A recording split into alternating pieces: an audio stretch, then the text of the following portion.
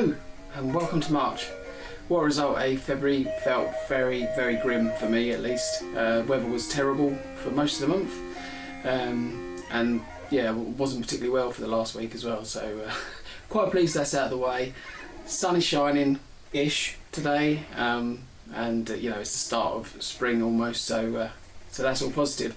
I thought I'd take you through some pickups from February. Not so much variety this time, there's quite a lot of Commodore games which I'll show you towards the end, but also a big purchase for me at least that I'm quite excited about, so I'll show you that as well towards the end of this. I'm going to start off with some music purchase, not a lot. I'll start off with a CD. I wasn't planning to buy many CDs, but this is something I'm looking for on vinyl, and it's Ryan Adams' 1989, which is his cover of the Taylor Swift album, and he's basically covered all of the songs on it, but he's done them in such a way that it sounds like it could be a Bruce Springsteen album or something. It's very, very good. I picked up this for cheap, so that I've got it, but the intent is to get it on vinyl at some point if I can find it, but at the moment it's very expensive. I think it's out of print. So that's that one. And then the second music purchase is a single, which again I'm not really planning to buy too many singles, but it's Oasis, and they were pretty much the biggest band for me in my teenage years. So this is Whatever, which is the single they released in between Definitely Maybe and What's the Story, Morning Glory, and they've just re-released this on vinyl, and it does look pretty beautiful. If you look at the colour on there, it's very nice. So that's in the collection. Yeah, and that's it for music this month. Thinking about getting the new Sam Fender album, but I don't know yet. I'm listening to it enough to decide. Oh, by the way, I'm standing in front of the screen. That's Bruce Lee Return of Fury, sort of a homebrew Bruce Lee game that was made in 2019, I think. I just thought I'd have it on because it's got a track mode, but I need to play it at some point. Be good. Right, so one book. I actually bought a few books, but only one that's sort of interesting enough to show, I think. And that's this Tad Williams, The War of the Flowers. So Tad Williams is a fantasy and sci-fi author. I've read one of his fantasy series, which is the Memory, Sorrow and Thorn series. That was really, really good. And I've also read one of his sci-fi series called Otherland, and that was also very good. So I'm looking forward to reading that one. I'm going to read these books because I'm getting through them very slowly at the moment, but I've got it, so I can read it at some point, probably on a holiday. A couple of DVDs to show. So DVDs, I've actually bought about over 60 probably this month, and I won't be keeping them all. The reason I have so many is because one of the charity shops near us sells a blind bag of DVDs, and there's 15 DVDs in the bag. You don't know what you're getting. And I bought 3 of those, so there's 45 of the DVDs, and most of it was absolute trash. I've even tried watching a few of them, and they're so bad, it's unbelievable. They're like 3-star rated on IMDb, that bad. One of them I even turned off halfway through, and I don't do that very often in the film. But there was a few good things in there, so it wasn't all a waste. But yeah, those ones that I don't want, I've got work out what to do with. Maybe we should start a bad film club. What do you think? But I did get a few that are interesting. So first, from the blind bag, which is Monty Python movies. So that's got, now for something completely different, Monty Python and the Holy Grail, Life of Brian and the Meaning of Life. Now I'm only really interested in Holy Grail and Life of Brian because those two films I watched a lot as a teenager. But yeah, it's a nice little box set, so quite pleased with that one. I've bought all of the original, the first 8 Halloween movies as well recently. I started watching those with my daughter, but I found it pretty hard to find the sort of mid-range ones, 4, 5, 6, on any of the streaming services to watch. So I've picked them up on DVD. That's not been easy either, to be honest, because like the first 1, 2 and 3 are all like 50p, pound or whatever, nice and easy. Although you don't see them in charity shops very often. but then 4, 5 and 6 again, for some reason they seem to be prohibitively expensive.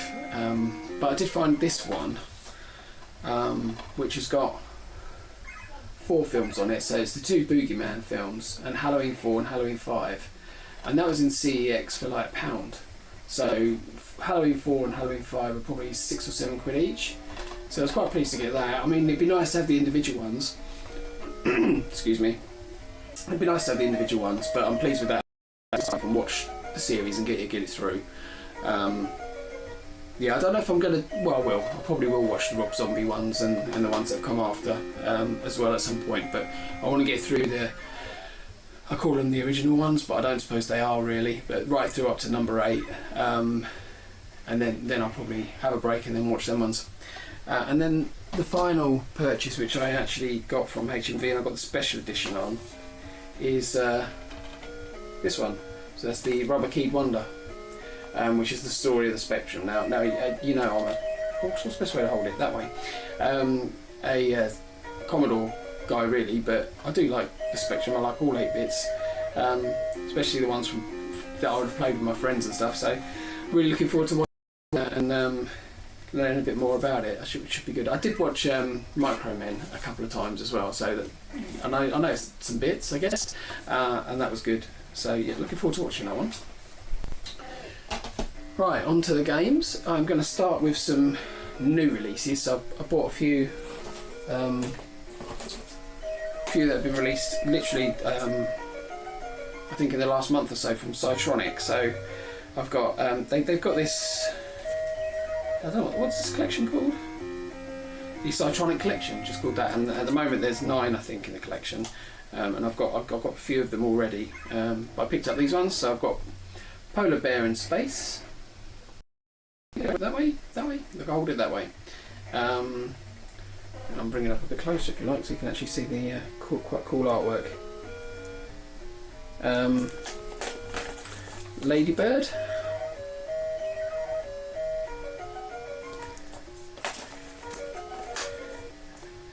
And Avalan. If I just show you, they're pretty cool. Just take one out. Wrapper here, and they're actually in these pretty nice blue tapes. Well, it's pretty sweet, I think. Yeah, I haven't actually loaded any of them up yet. Been stuck with other things, but I'm looking forward to getting through those. There's one more I'm definitely going to get from this collection, and there's also the first 2 are the ones I've already got on cartridge. So I'm not sure whether to get them or not. It's sort of like the collector of me wants to add them to the collection, but yeah, I kind of feel a bit like I've already bought them and paid for a cartridge. I don't know. We'll see.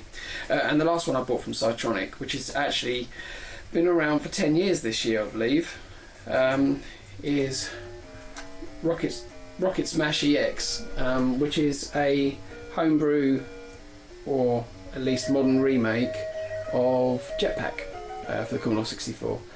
Which we didn't get an official release for back in the day, and is a great game. So I'm looking forward to giving that a whirl. I'll probably pop that one on the channel so that people can see what it's like, because yeah, as we didn't get an official port back in the day, it could be interesting. And then I've got some older games. I'll quickly whiz through these. So we've got Mutant Monty by Arctic Computing.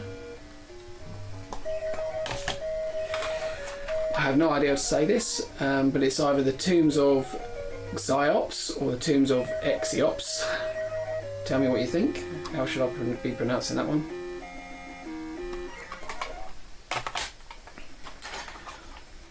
This one looks interesting. Renaissance,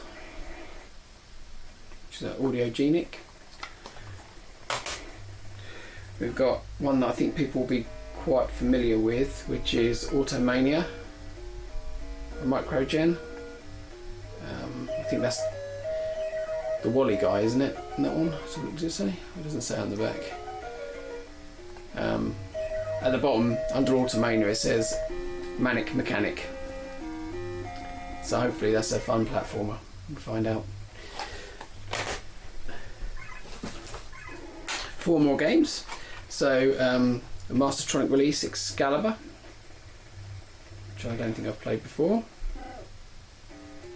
Bad angle for me, it shows all my wrinkles. John Barrington Squash.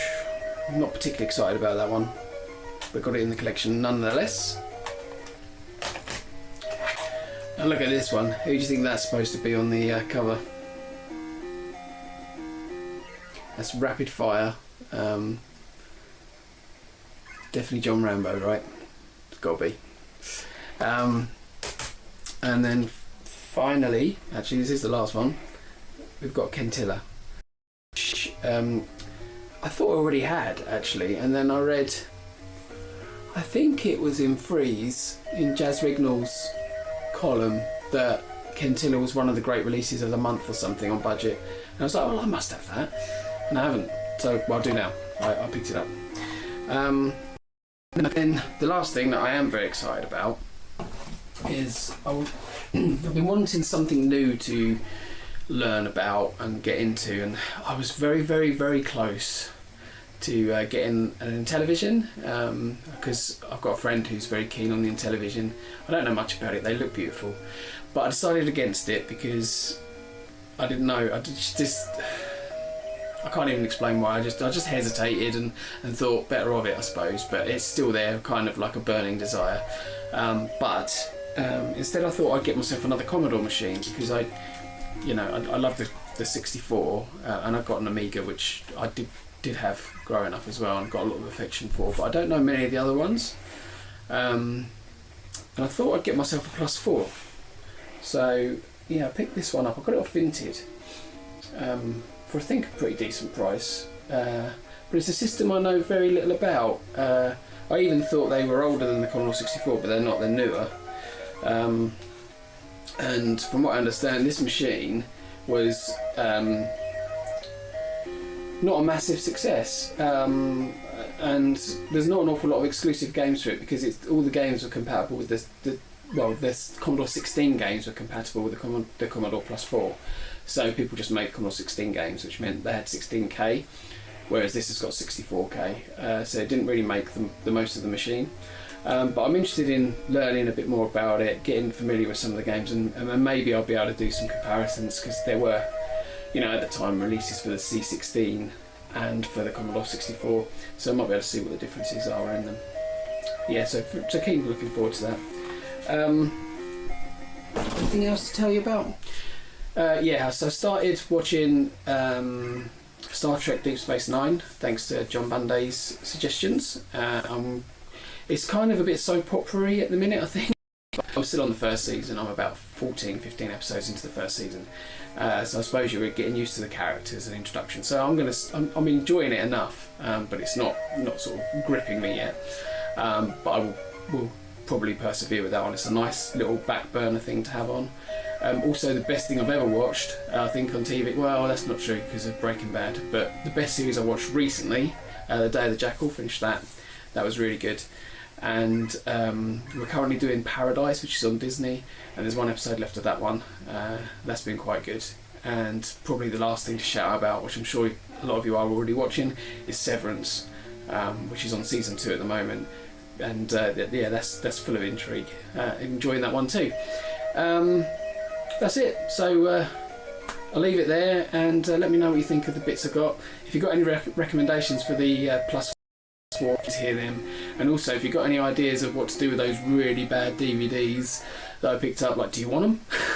If you want them, you can have them. Let me know. And we'll leave it there. Cheers.